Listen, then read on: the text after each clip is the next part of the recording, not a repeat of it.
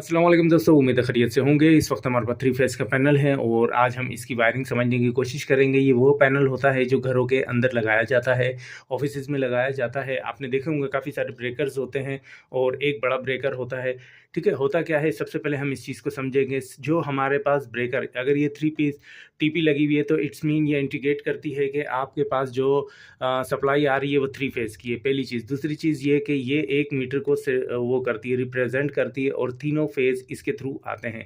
अच्छा, तीनों फेज़ से मुराद 1 फेज़, 2 फेज़, 3 फेज़। अब जबकि ज़हन में सवाल आता है कि इसमें एक न्यूट्रल भी तो होती है। बिल्कुल दोस्तों, न्यूट्रल डायरेक्टली लग जाती है। न्यूट्रल डायरेक्ट कनेक्शन पट्टी में आ जाती है। ये कोई सेफ्टी डिवाइस वगैरह में नहीं लगती, सीधी आके कनेक्टर पट्टी में लग जाती है, न्यूट्रल पट्टी में। फिर जितनी भी वायर्स वगैरह सिंगल फेज़ की आती है वो हम इसके साथ अटैच कर देते हैं।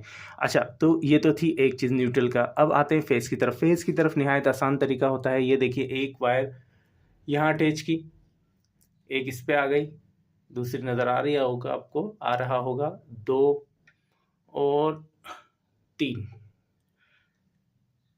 इस पे आके ये अटैच हो गई। होता क्या है, अच्छा, अगर खुदा ना खास्ता कभी कोई शॉर्ट सर्किट होता है, ठीक है, ओवरलोड की वजह से कोई भी मसला होता है, मिसाल के तौर पे ये ब्रेकर लगा हुआ है, किसी वजह से ये ब्रेकर काम नहीं कर रहा और शॉर्ट सर्किट बढ़ता है, करंट बढ़ता है, तो ये ब्रेकर ट्रिप कर जाएगा 3 फेज़ का। इस पे 100 एम्पेयर लिखे हुए हैं। जैसे ही 100 एम्पेयर से अबव करंट जाएगा तो ऑटोमेटिकली ये इसको इंडिकेट कर देगा और ये टीपी ट्रिप कर जाएगी।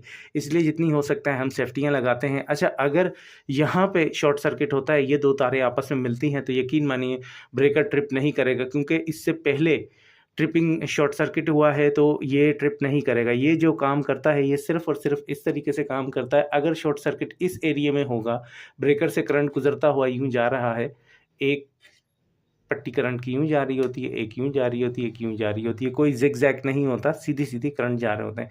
जैसे ही किसी में भी किसी वायर में भी किसी फ़ेज़ में भी करंट अबव जाता है तो ऑटोमेटिकली ब्रेकर ट्रिप कर जाएगा, ठीक है? ये चीज़ें होती हैं। अच्छा, ये जो ब्रेकर रंग-बिरंगी आपने देखे होंगे काफ़ी सारे ब्रेकर्स लगे होते हैं, ये होता क्या है, ये लोड के हिसाब से लगाते हैं। अब मिसाल के तौर पर हमारे पास एक एसी है जिसका लोड 10 एम्पीयर है, अगर हम इस पे लगा देंगे, ठीक है दोस्तों, जब हमने इस पे लगाया ब्रेकर, इस पे लगा दिए डायरेक्टली, अब अगर शॉर्ट सर्किट होता है 10 एम्पीयर, 20 एम्पीयर, 30, 40, 50, 60, 70, 80, 90, 100, जब 100 एम्पीयर बनेंगे तभी ये ट्रिप करेगा।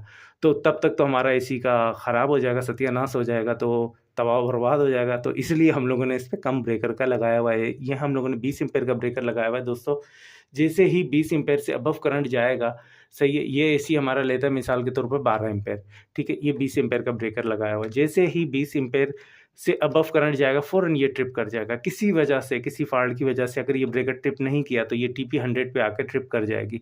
वायरिंग हमारी सेफ्टी हो जाएगी, जितनी भी हमारी शॉर्ट सर्किट वगैरह होगा, वो हमारा यहाँ पे आके ब्लॉक हो जाएगा।